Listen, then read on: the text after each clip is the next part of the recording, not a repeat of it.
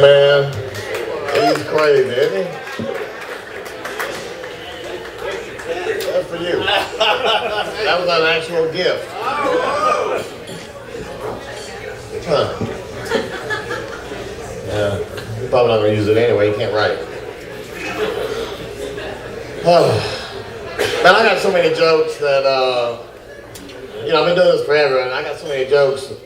And I had a couple of requests. One of my clients wanted me to do a joke that I haven't done in a long time. And I'm going to do it just for her because she made the effort to drive out here from Calhoun, which is pretty cool. Matter of fact, the whole group of you guys. Glad you came out. And I hope everybody's having a good time. And don't worry, guys, we only have 2 more comedians coming up, so your whole night won't be ruined. Of course, I love telling my date stories, and I've always told date stories. And one of my favorites is that commercial for Match.com. Have you guys seen that? Here at Match.com, if you don't find anybody in the first 6 months, your next 6 months is free. Man, they didn't know who they was fucking with when they gave me that offer. I've been riding that free shit for like 4 years. I even got the CEO calling the house going, come on, man. Can't you find somebody? I'm like, I don't know, man. Maybe some fucked up dates I keep getting. Like that one girl told me she was 5'7". Yeah. On her longest leg.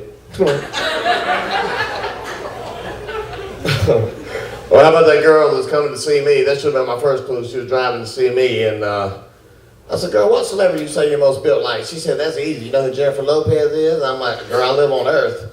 And she goes, well, J-Lo's on her way. I said, girl, I love me some J-Lo. She said, well, J-Lo's coming. I'm like, hell yeah. So it made things easier. I met her in McDonald's parking lot. She gets out of the car. J-Lo, please. She was so goddamn big. It was more like Jello. I was like, whoa, girl, I didn't know both of y'all was coming. Who you got with you?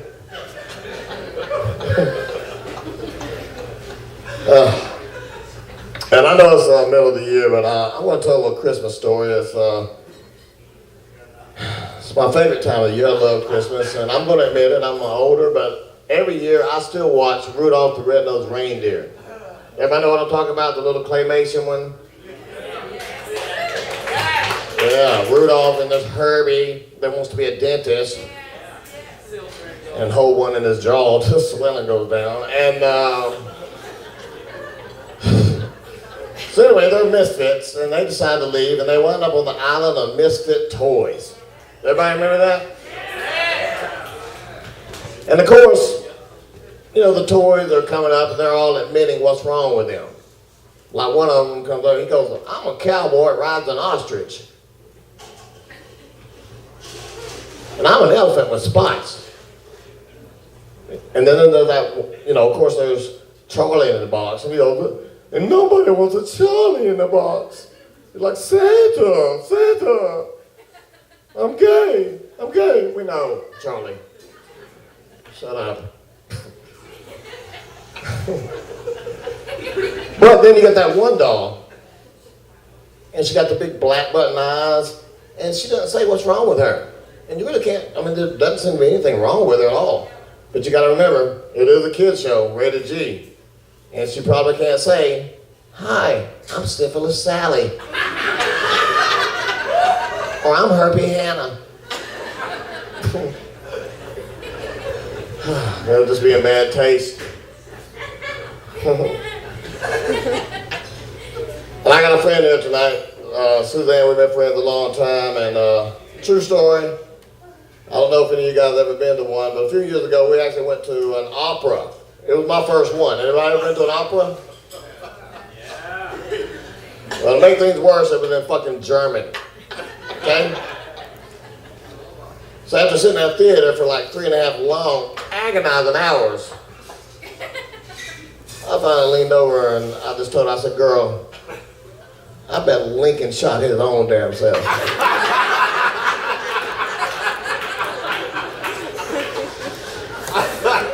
What could be worse?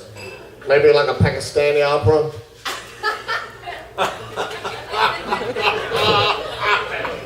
Good thing is they all blow themselves up at the end. One night only. I know, it's dark. That's funny. Yeah, it's funny, but it's sad. And the country's in sad shape. I don't know how many Obama fans we got out there. No? Surprise. What? What? Yeah. If you wooed, you shouldn't be here. Yeah. With Obama, I just keep thinking, where's Lee Harvey when you need him, people? Let's dig him up, do his job.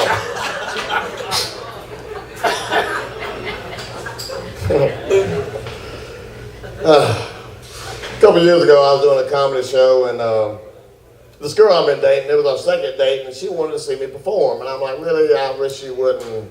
I wish you'd wait a few dates, because it's normally a deal breaker. And she's one of those girls that thinks she's a little bit better than everybody, the princess type.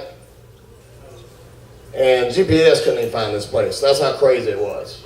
Anyway, it wound up being somewhere up past Dalton and Ringo, connected to an old bowling alley. And like the bee had fell off that shit, owling. And we pull on the parking lot and she's like, I just don't feel safe. This place doesn't look safe. I just don't know if I'm going in. I said, look, girl, two things. She goes, what? I said, number one, I didn't always do hair for a living, girl. Well, I could probably work our way out of there.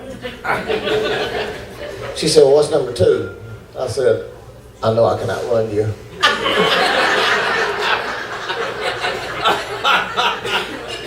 And in my mind, I'm shoving her down because she's got on 4-inch heels. I know who it is. Yeah, see ya. Anyway, we get there, and once again, sometimes in life you see something you wish you had never seen, but you saw it and it was too late. It wound up being, the guy that promoted, right? So it wound up being a karaoke/comedy night. So, a couple of people do karaoke, the third girl gets up there, you know how the little ball bounces? Well, after the third girl gets up there, I'm pretty drunk and I'm hypnotized by the ball. And after about the second verse, I can't hear a word she's saying. And I'm thinking, bless her heart, she must be shy. Let me go help her. Oh, yeah. So I turn around and I'm looking and I'm thinking, is that, what the, hell no. This girl, swear to God it's true, she's up there doing karaoke with a tracheotomy. Yeah. And we're in a comedy club, so I'm thinking this shit's funny. And I'm dying laughing and I'm screaming shit like, move the microphone down to your blowhole, bitch. And of course I'm getting the stare of death from everybody. So I quickly go outside, me and my buddy, and we're drinking and we decide we're smoking some cigarettes, and just for fun, let's call her Tracheotomy Tracy, okay? So sure enough, here she comes out the door. And she makes eye contact, and here she comes, and I'm like, uh-oh, I'm fixing to get it. Swear to God, she walks up, and out of her mouth, she's like, can I get a cigarette? And just for a minute, I went daddy on her, and I was like, really? I said, do we think we need one? And she gave me the perfect answer. She was like, why not?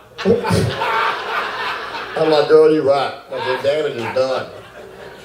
Now, what I did not know is that you can actually light a cigarette through your blowhole. Now, you can't just light it standing straight up like this because you will burn your chin. So she did a special move and lit the cigarette up. And every time she would exhale, she would slap herself in the neck and little rings would come out. Anything. And she was fucking amazing. Like a wedding ring to a hula hoop. And the girl, of course, the princess I was with, she goes, And of course I'm laughing. She's like, I don't think it's funny. I was like, oh, that's just funny. I said, if she runs through the parking lot and dives through one of those fucking hoops, we're going on tour. It's fucking amazing.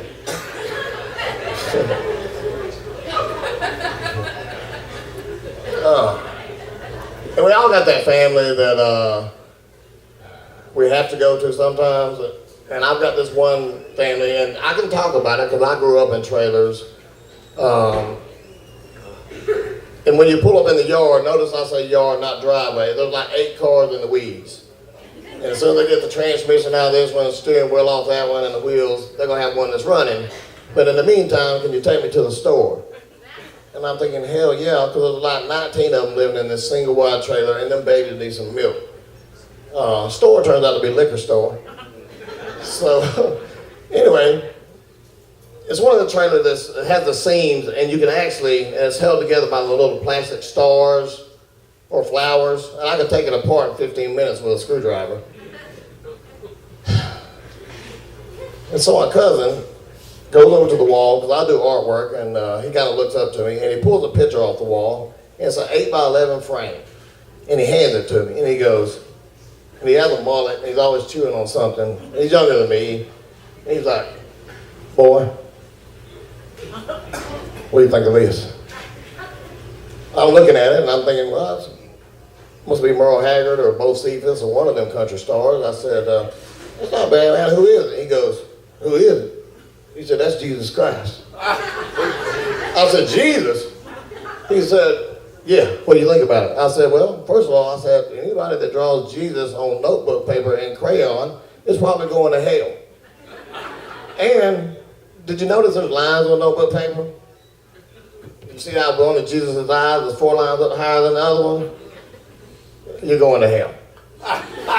Well, that's exactly what's going to happen. Anyway, I won't talk too much about my family because I'm afraid someone might be here. It's dark. This guy coming up, really funny guy. I saw him a few weeks ago.